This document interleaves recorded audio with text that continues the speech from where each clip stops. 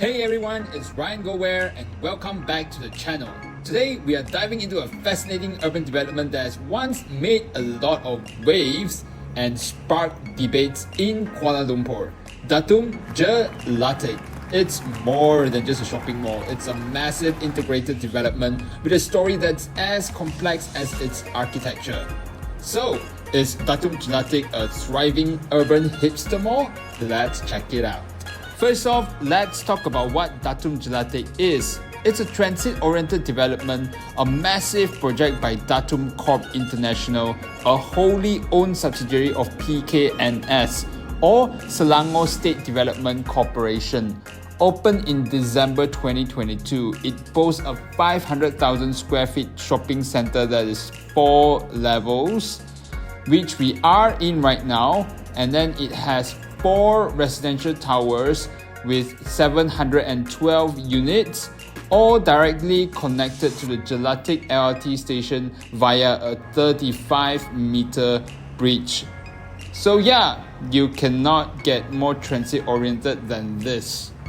The design of the condo itself is quite striking, inspired by lily pads and water ripples. This guy must have been doing yoga near the lakes.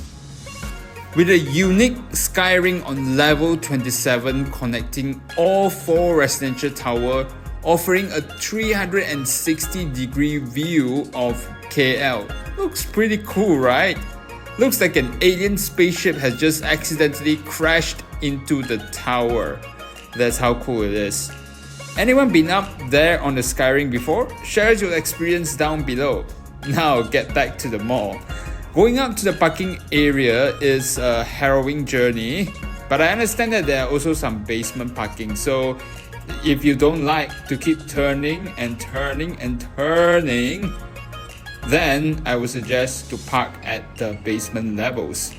Despite it being 5:30 p.m. on a Saturday evening, there are still ample parking spaces. Doesn't look too good judging by this. Alright, now going down into the mall from the parking place. The first building I got that hit me when I arrived inside the mall is, wait, is this mall newly open? It looks like a lot of shop lots are still hoarded up and the crowd is... I could barely see any people walking on the alleyways or the walkways here. Looks so empty. Looks as if I'm one of the first patrons into the mall. But no, the mall has been open since December 2022. It's been almost 3 years and yet the occupancy rate is not filled up. But at least the place is brightly lit and some may say colorful. This loudspeaker here, looks awesome. Look, they even have mini singing cubicle. Now everyone can sing. Cause even the busker don't bother to come over here and sing. So yeah, we need some music to bring this place alive at least. Now let's rewind a bit to the history of this place and start with the grandfather's story. The site where Datum Jelatek now stands wasn't an empty land. It was once home to 4 blocks of low-cost PKNS flats in Taman Keramat. These flats were demolished in late 2010 to make way for this ambitious project. I remember there's also a clinic in this area because I used to go there to do my teeth. Yeah, and this, folks, is where all the controversies begin. I mean the low-cost flat, not the harrowing childhood memory. The Datum Jelatek project faced significant public backlash and protests from the local residents. The core of the issue revolved around concerns about gentrification, just a Changi word which means developing into a town, and displacement. Longtime residents of the area felt they were being pushed out forcibly, arguing that the luxury condos and upscale mall didn't cater to the existing working class community. There were also allegations that the compensation paid to the former residents was insufficient and was not according to the market value at that time. Of course, In Malaysia, race factor always play a factor. It was also because of the fear that the area would transform into a Chinese district that caused the local residents to protest. Despite PKNS denying these claims, the protests even led to temporary halts in construction. Well, I guess the mistrust could be due to the place being rooted in a very dark history, where in May 1969, a racial riot occurred here. Anyway, at least for me, it is my dream that Malaysia will one day in the near future move away and move past race-based politics.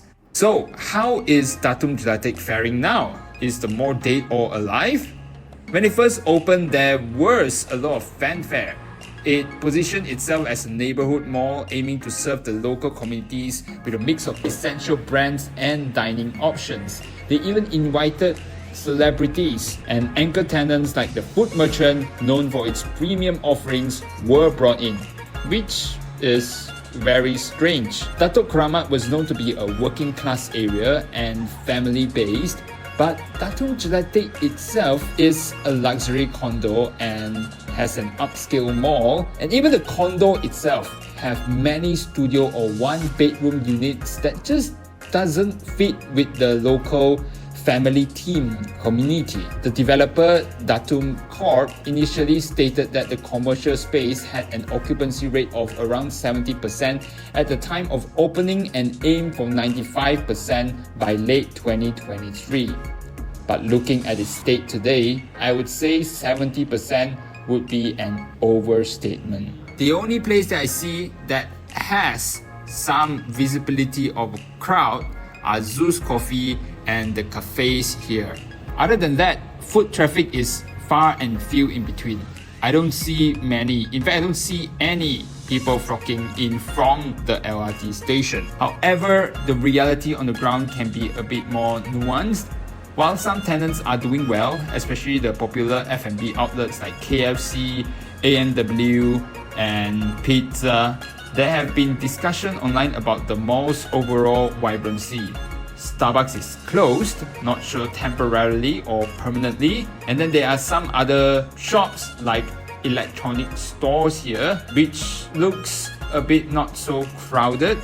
And also some fashion outlets, which also look empty sadly. Of course, not to forget the most damning is this central atrium area. There's nothing going on here. No decoration, no nothing. It's like a big black hole just swallowing any leftover vibrancy that the mall has. The food merchant has closed since August or earlier last year. It was sadly to say partly expected given the position of food merchant as a premium grocery. There's rumor that suggests that Hero Mart will be brought in as replacement, but any of you know whether this is true or not? Do leave your comments down below. The LG floor looks dead with the closure of food merchant. Well, at least you can sink yourself in all the drinks and foods over here because there are just many food kiosks. The perception of Datum Jelatek as a luxury development in a working class area has been a point of contention.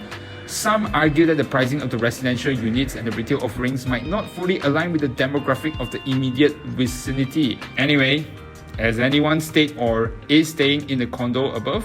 Let me know your experience down below. So, now let's rate the mall. Occupancy rate, sadly 0 star. Upper floors look half empty and the floors in between as well. Many that are hoarded up. Foot traffic, very low. A lot of space in between the crowd, 0 star. Convenience, 1 star. Can't deny it, being near an LRT really makes it easy to get here. Anchor tenant, half a star. Have a few, most notably is loudspeaker and the wedding banquet hall, but not enough diversity. Maintenance, half a star. Many escalators here have transformed into stairs, despite this mall being relatively new. Not a good sign, but a good exercise. Overall, it is 2 out of 5 star, which means declining. The mall is slowly declining.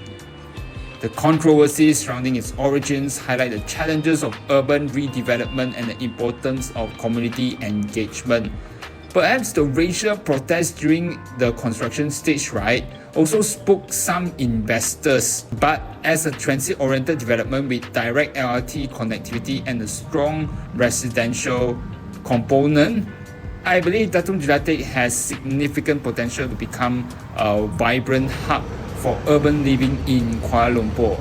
But that really depends on whether the residential component really starts picking up. It's really fascinating to see how big projects can transform a cityscape, and the ongoing dialogue about what and who truly benefits from the transformation. What are your thoughts on Datum Jelatek? Have you visited before? Do you live near there? Let us know in the comment section down below. And with that, don't forget to like this video, subscribe for more urban exploration contents like this, and hit that notification bell so you don't miss out our next adventure. See you next time.